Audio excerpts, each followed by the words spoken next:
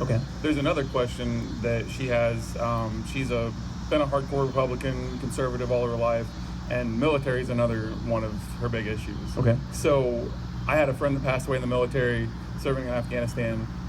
I know with the Libertarian Party, we want to protect our borders, we want to bring our troops home.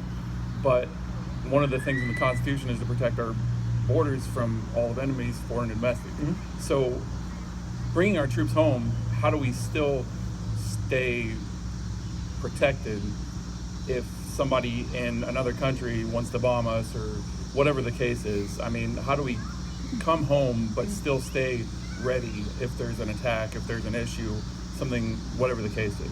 Right. So, and thank you for that question. So, I mean, what the founders intended, obviously, was that a military should only exist to protect against aggression and immediate threats of aggression. Not, I think this might possibly be happening, or I have some really terrible intelligence that I made up that says that they're about to do something that wouldn't even directly affect us, but actual aggression or immediate potential threats of aggression.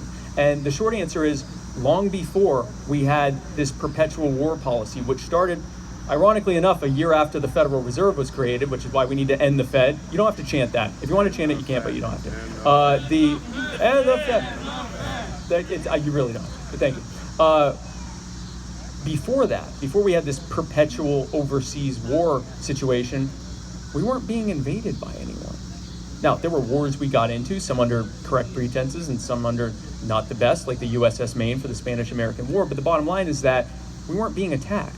And now it is far easier to defend against possible aggression overseas. Now there's long-range missiles and fighter jets and everything else. So the reality is, look at Switzerland. So my running mate, Joe, talks a lot about making America into one giant Switzerland, armed and neutral. During World War II, during the worst of the fighting, when the entire continent of Europe was embroiled in war, no one attacked Switzerland, because Switzerland, whether you agree with what they did or not, minded their own business and said, just don't bring it here or you will regret it. Not just because of our military, but because most of us are strapped too. So when we say armed and neutral, we're not just talking about the military, we're talking about ending the ATF so that you can defend yourselves and your families and your loved ones and your communities and your country however you see fit. When it talks about the well-regulated militia in the Second Amendment, it's not talking about the National Guard, it's talking about you.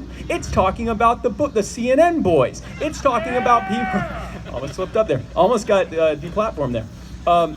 It's talking about each and every one of you choosing to defend not just yourselves and your immediate community, but what country do you think wants to invade 350 million heavily armed people on their home turf?